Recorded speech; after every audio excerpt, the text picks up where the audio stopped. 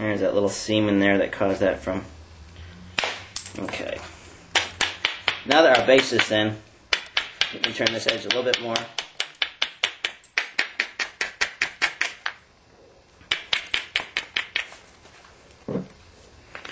Take one more base thinning plug here. There. Oops.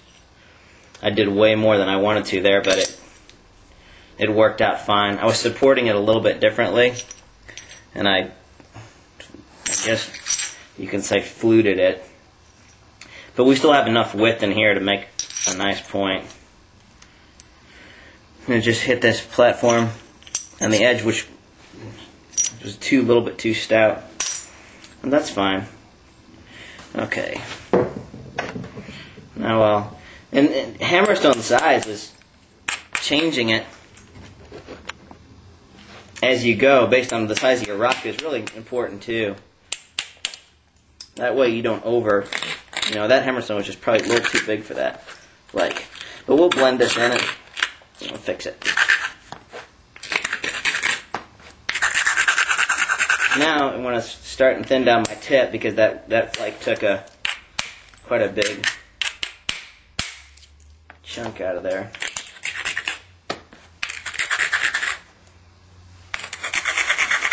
Okay, it's nice and ground.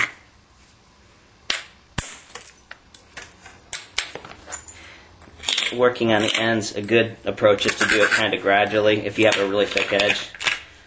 Take 2 or 3 flakes to do what you could do in one just in case after, when you have a balance problem from a large removal like that earlier one.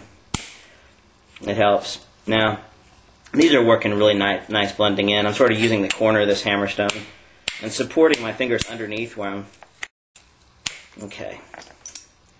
Now that's blended right in, and it's looking like that big flake was just really helpful after all. It just thinned the sucker down fast is all it did.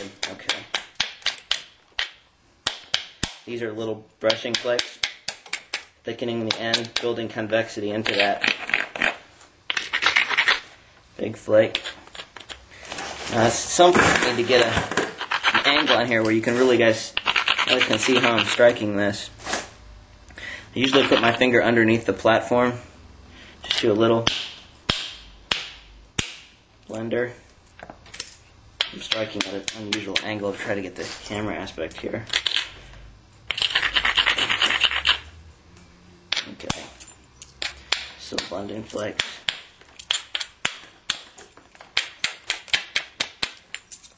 Okay.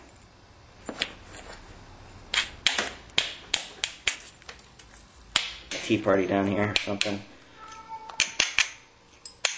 Poor cat can't get down the stairs anymore because she has the 3 legs and she's 16.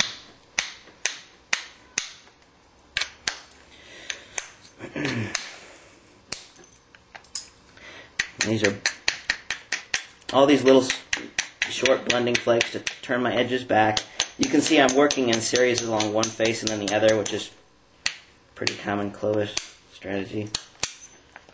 Okay. This is a really nice rock. A little salmon color hue in it. There's a piece of crescent shard or Burlington. Got one spot. If there's a tough spot, my abraders are my hammerstones are slightly different hardnesses, so this one is a little bit harder. And it's got sharp areas from making platforms, but it also has broad areas that I use to knock flakes off. And since this is a little bit harder, I can hit that stubborn spot and take the flake off. Now see how much scrunching and trimming I can do with this abrader. It's really turn the edges quick. Okay. 23 minutes out.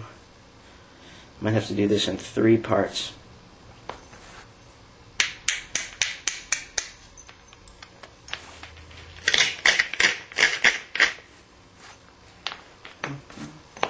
Here's another thick area.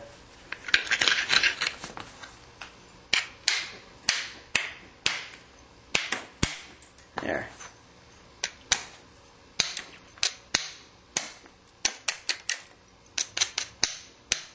Sometimes I don't abrade at all. Sometimes I just give a little brush with the tool and then hold it steady and strike it at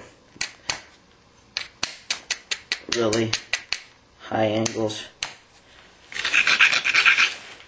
We need blending flakes here.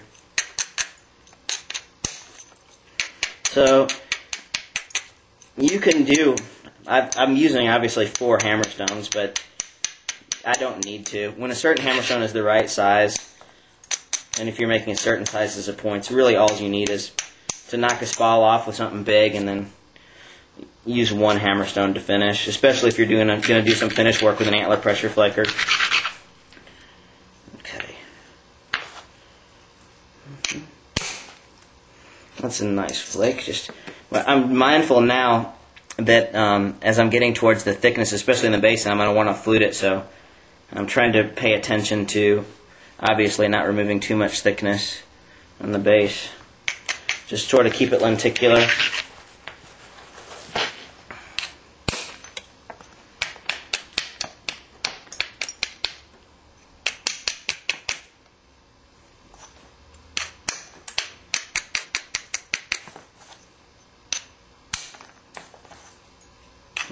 As I go back and forth, it's just these little teeny flakes to straighten my edge and blend it.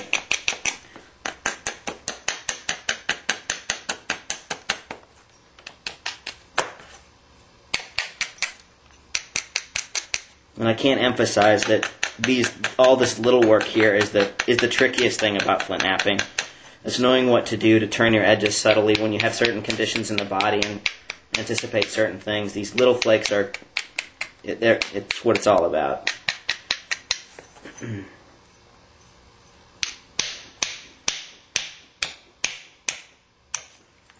Now here's another example where hammerstones are nice. Because with the antler, when you start womping on the ends like that, you're worried about end snap and all sorts of things, and these hammerstones are fairly safe.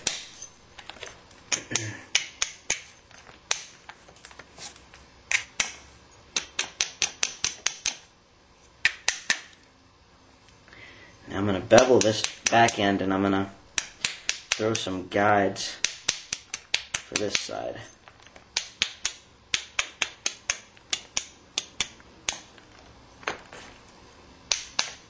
I think a lot of times that guide flutes have nothing to do with, not necessarily having much to do with creating a ridge as much as they do just to have it thinning out the back aspect of the piece.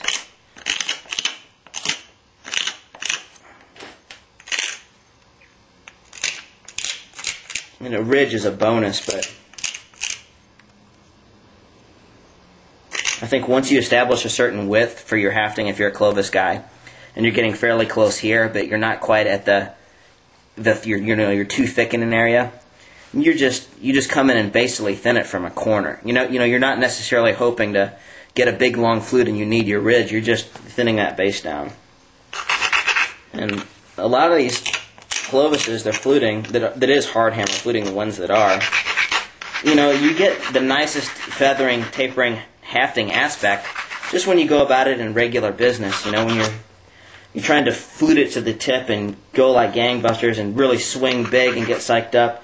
With the hammerstones, you really end up it's counterproductive.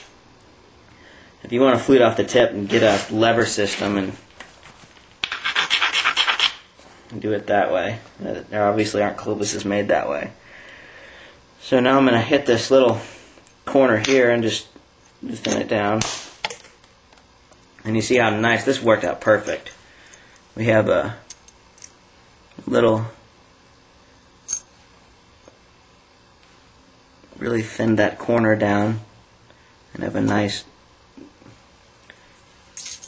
and that's basically like a flute. That's what we're going to be doing up the middle.